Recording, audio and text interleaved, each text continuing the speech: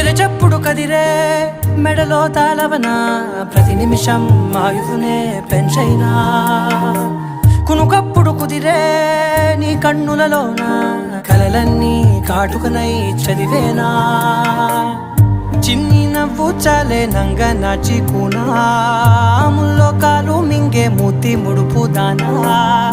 ఇంద్రధనసు దాచి రెండు కళ్ళల్లోనా నిద్ర చెరిపేస్తావే అర్ధరాత్రిరైనా